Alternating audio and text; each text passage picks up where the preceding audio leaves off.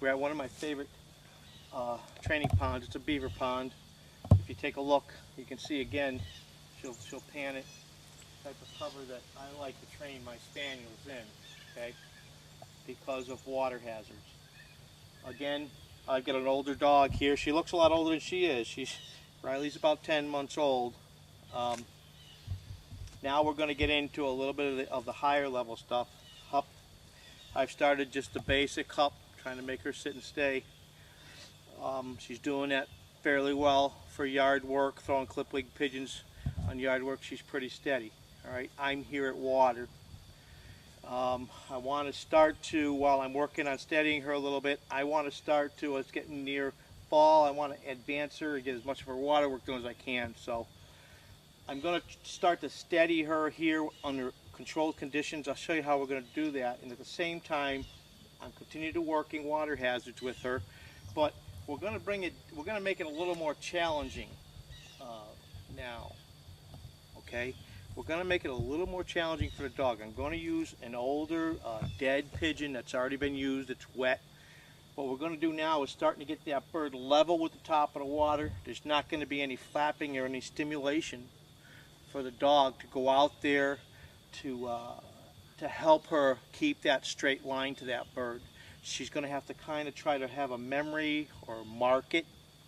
Swim the straight line, use her nose and her eyes for her finds out there in water. Now, what I don't want to do is take back any of her water training right now. Like I said, I'm steadying her in the yard. She's not completely steadied. She's doing well, but I'm going to restrain her with a belt cord here because I want her to stay focused on her marks. This training exercise is more about marks and finds in water than it is about being steady.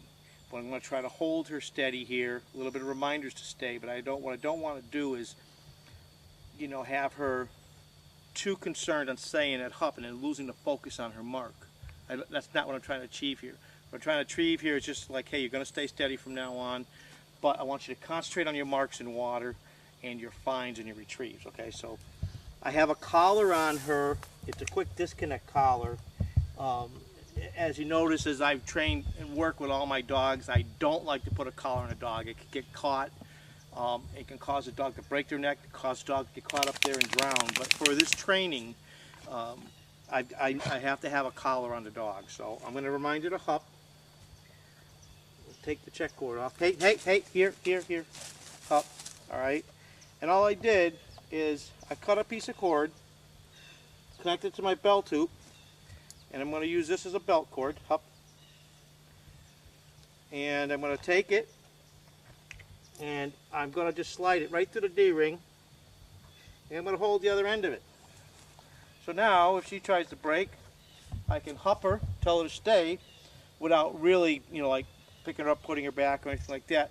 Just enough to restrain her, to remind her to stay, but she can still stay focused on her birds, okay? I'm staying a little further away from the edge of the water. This tends to help the dog to have a better launch or a better entry.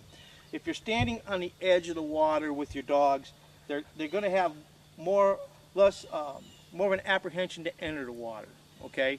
Standing back, it gives them a little bit of a ramp in, and most of the time I can usually get a pretty good bold, committed launch from the dog. So we'll pick up the dead pigeon here. Okay, we're going to give her a hup, hup, hup. I'm holding onto the cord, hup. See, I just pull this end, hup. Then I'll hold it twice together, hup. Tell her mark, hup. Riley, and I'll set her on her name. Okay. All I did was release the end of the cord, let it slide through. Okay. Good girl.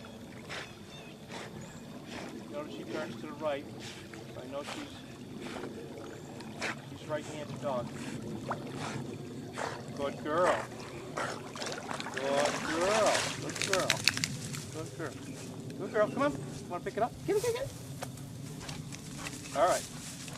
Here we go. Here. Good. Good girl.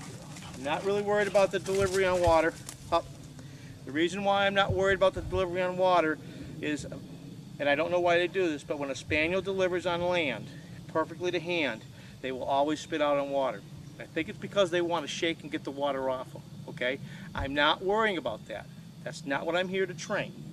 I will firm that up once I start getting advanced water work where the water and the fines on water aren't going to bother her. Then I'll step back and I'll firm her up on her delivery. But I'm not that concerned about that, okay? She's fairly steady. She's marking well. I'm just here to do some of these water works. Here you go. Hup. Okay, hup. Reminder, hup. Hup. Riley.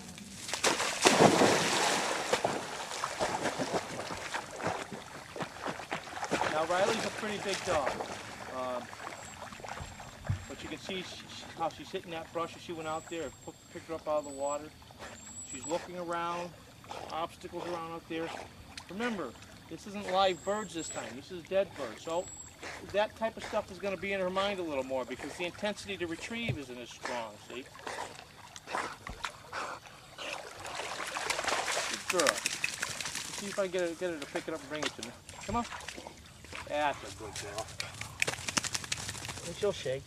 And I'm fine with that. It's all stuff I'll refine later. Some people put too many control on their dogs when they're puppies. Here. Up. Very good. Good girl, Rye. Up. Up. Remind her to hop. Hop. Hop. Riley.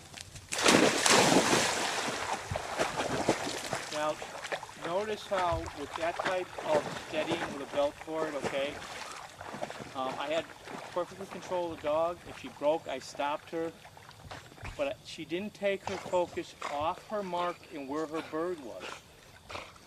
That's what I'm trying to do. Marking, steadiness, straight lines, and fines in water for a young dog. Like I said, water deliveries, hold, all that. Riley will get this winter. When I have time, when I can't do this type of work with birds in the field, we'll do this in the water. You know what I'm saying? Put her bird down, let her pick it up. All right, here. Good girl, good. All right. Come here. Up. Up. I'm going to keep her on cord till I'm 100% sure. Up. Good girl. She's going to stay steady, all right?